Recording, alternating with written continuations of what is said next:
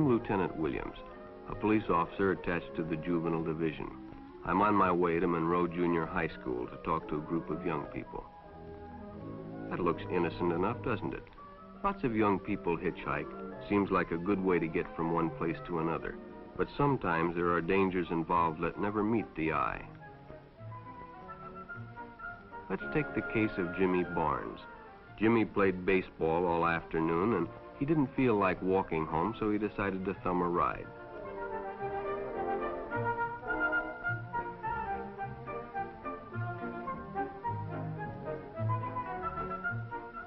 He'd done it 100 times before, and he didn't think anything was unusual when the driver struck up a friendly conversation.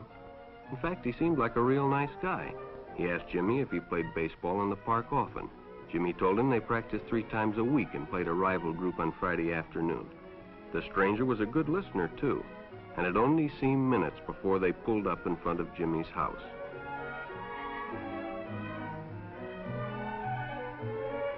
When Jimmy got out, the stranger gave him a friendly pat.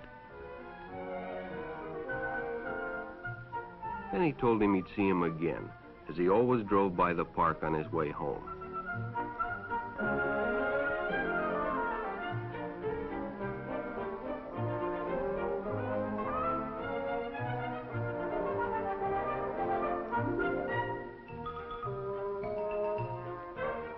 Sure enough, the following day, when Jimmy finished playing ball, well, the man was there waiting.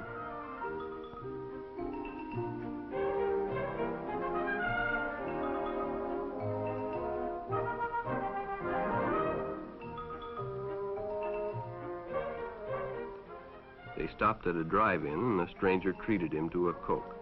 During their conversation, he told several off-color jokes, but Jimmy had heard others before, and well, it made him feel big to so easily win the confidence of an older person.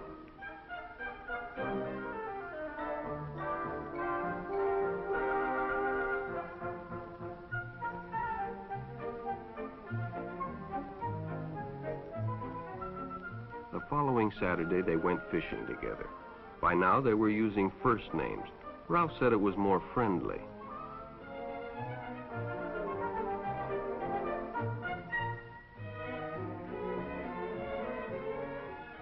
Jimmy hadn't enjoyed himself so much in a long time.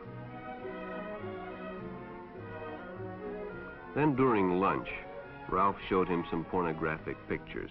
Jimmy knew he shouldn't be interested, but, well, he was curious.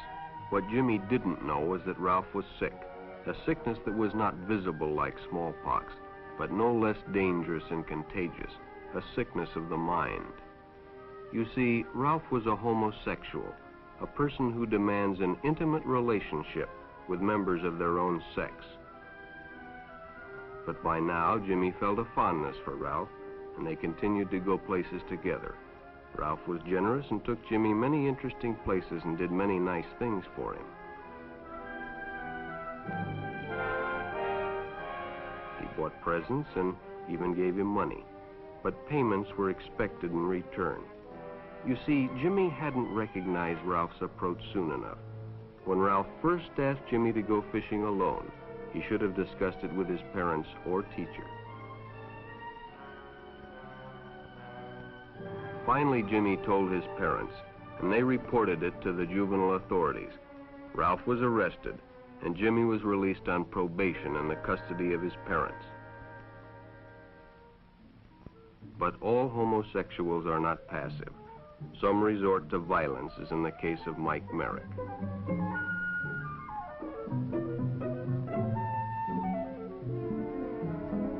In the heat of competition, no one noticed the man who sat and watched. And when the game broke up and the others left, Mike decided to stay and practice a little longer.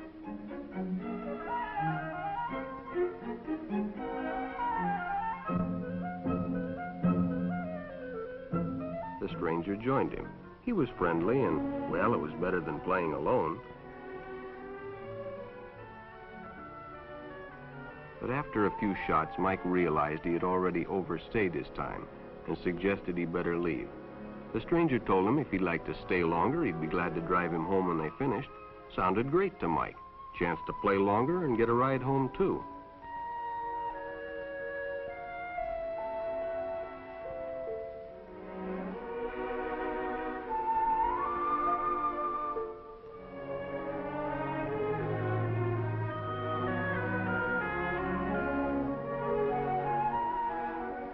they finished, the stranger told him he'd make a fine player someday if he got lots of practice. The companionship, the praise, the friendly attitude dispelled any misgivings Mike might have had about going with a stranger. He probably never realized until too late that he was riding in the shadow of death. But sometime that evening, Mike Merrick traded his life for a newspaper headline.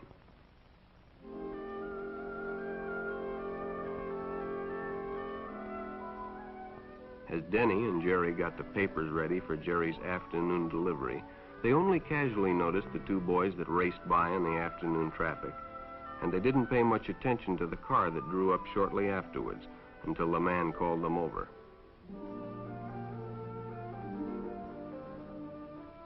Had two boys been by on bicycles? The boys nodded they had. Could they recognize them if they saw them again? Well, Denny guessed he could. Then hop in, the man said. Those are stolen bikes. Without giving it another thought, Denny got in and the car sped away. Jerry watched. He'd been told many times, if a friend got in a car with a stranger, to write down the license number. It didn't seem to apply, but, well, fortunately, he marked it down.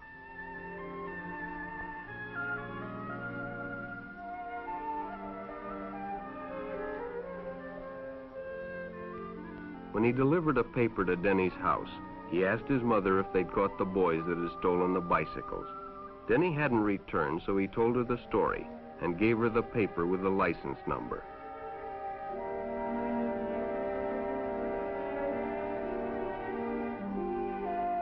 Being a careful parent, she decided to call the police. Jerry supplied the necessary information, and the stranger's car was quickly spotted. It was a good example of how important it is to always get the license number and description of any stranger who takes a young person off alone, no matter what they tell you.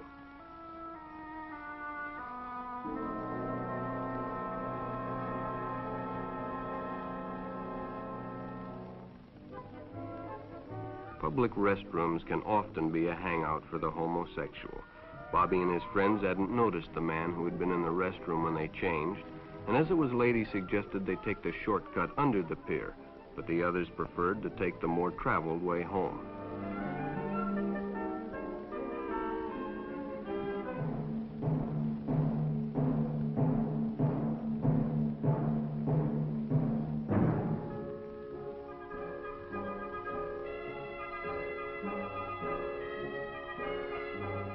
When Bobby recognized the stranger as the man in the restroom, the shortcut under the pier didn't seem like a good idea at all.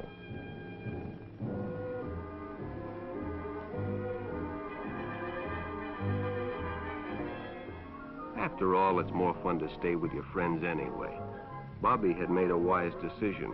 It may have saved his life. The decision is always yours, and your whole future may depend on making the right one. So no matter where you meet a stranger, be careful if they are too friendly, if they try to win your confidence too quickly, and if they become overly personal. One never knows when the homosexual is about. He may appear normal, and it may be too late when you discover he is mentally ill.